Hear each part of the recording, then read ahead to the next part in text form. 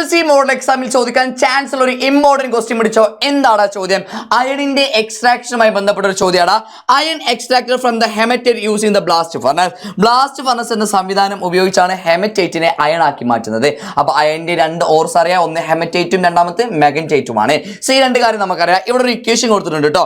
So which compound act the reducing agent of blast furnace. Blast ഫർണസിലെ അഥവാ അയണിനെ extract ചെയ്യുമ്പോൾ അവിടെ യൂസ് ചെയ്യുന്ന നിരോക്സീകാരി ആരാണെന്നാണ് ചോദിച്ചത്.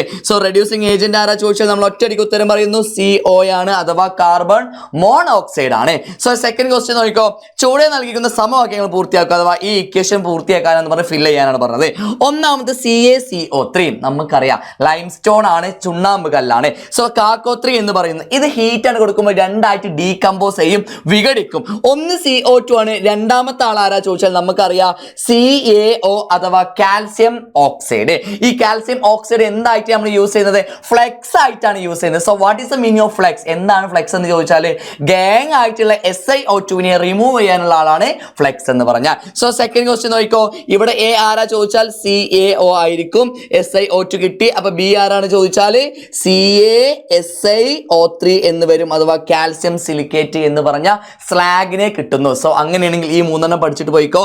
ഗാങ് ആരാ ചോദിച്ചാൽ, ഇമ്പ്യൂരിറ്റി ആരാ ചോദിച്ചാൽ SiO2 ആണ്, സിലിക്ക എന്ന് പറയുന്നു. ഫ്ലെക്സ് ആരാ, ഗാങ്ങിനെ റിമൂവ് ചെയ്യാനുള്ള ആളാരാ ചോദിച്ചാൽ കാൽസ്യം ഓക്സൈഡ് ആണ്. ഇനി ഗാങ്ങും ഫ്ലെക്സും കൂടെ കൂടി ചേർന്നാൽ കിട്ടുന്ന ആളെ പറഞ്ഞ പേരാണ് സ്ലാഗ് എന്ന് പറയുന്നു. സോ CaSiO3 ആണ് സ്ലാഗ് എന്ന് പറഞ്ഞാൽ. സെറ്റ് അല്ലേടാ?